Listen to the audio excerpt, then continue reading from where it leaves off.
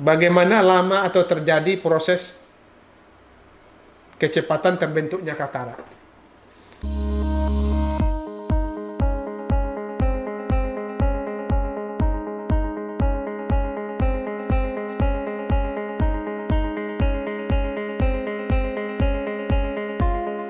Assalamualaikum guys, jumpa lagi dengan Dr. Irsad Sadri, spesialis mata.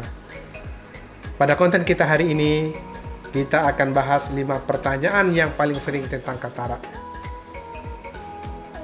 Sebelum Anda menonton channel saya ucapkan terima kasih. Saya doakan sehat. 5 pertanyaan tersebut adalah: pertama, apakah operasi katarak itu sakit? Yang kedua, kalau seseorang menderita katarak kedua matanya, apakah boleh dioperasi sekaligus? Yang ketiga,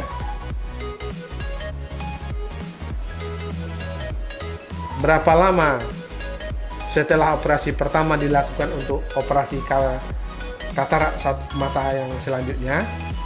Kemudian berapa lama, yang keempat, penyembuhan terjadinya katarak? Yang terakhir, berapa kecepatan terjadi prosesnya katarak itu? Kita akan mulai menjawabnya secara berurutan. Yang pertama, apakah operasi katarak itu sakit? Teknik operasi yang dipakai sekarang adalah menggunakan insisi kecil atau luka kecil, hanya 2,2 atau sampai 2,7 mm, di mana dilakukan di kornea mata. Jadi kornea mata kita itu ada saraf perasa yang kita katakan mempunyai sensibility. Jadi sebelum dioperasi katarak, maka diberikan dulu pembiusan lokal dengan hanya memberikan obat tetes saja. Jadi rasa sakitnya akan tidak berasa rasa sakit, tapi setelah alatnya masuk ke dalam mata, cuma mata merasa ditekan, tapi tidak merasa sakit. Hanya dengan memberikan obat tetes mata saja di kornea mata. Pertanyaan kedua, apabila seseorang menderita operasi katarak kedua matanya, maka secara etik tidak boleh dikerjakan sekaligus kedua mata. Walaupun itu bisa dikerjakan, tapi secara etik tidak dianjurkan, karena ditakutkan apabila terjadi infeksi pada satu mata bisa mengenai pada mata selanjutnya atau ada kondisi-kondisi lain. Jadi tidak dianjurkan untuk operasi mata sekaligus. Kemudian, apa yang terjadi jika katarak tersebut tidak dilakukan operasi? Jadi katarak itu, sebelumnya kan kita sudah memahami bahwa katarak itu kekeruhan daripada lensa. Kekeruhan yang terjadi berlanjut terus bisa menyebabkan komplikasi juga. Kalau katarak tidak dioperasi, bisa juga menimbulkan komplikasi. Apa komplikasi yang sering?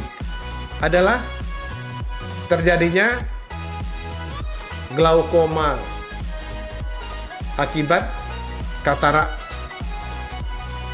yang mencair atau katarak yang matur, hipermatur.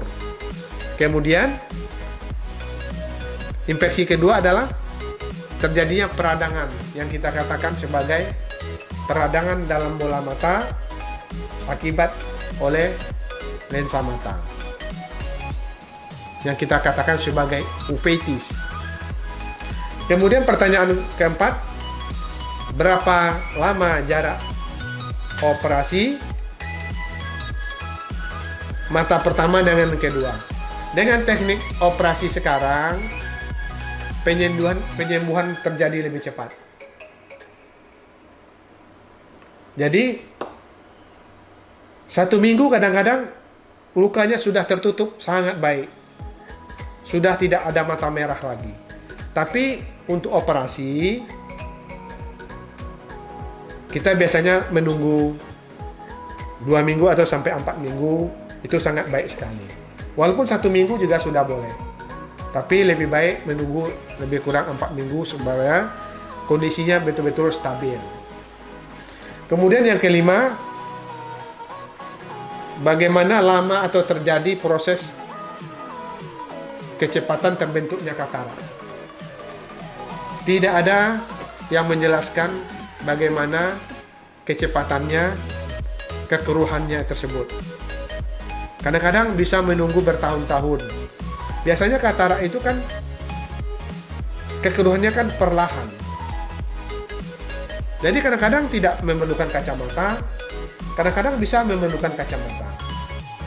Tapi ada beberapa kondisi yang bisa mempercepat terjadinya katarak. Pertama, mereka yang sering terpapar sinar matahari atau UV, sering berlama-lama di bawah paparan sinar matahari, itu akan mempercepat terjadinya katarak.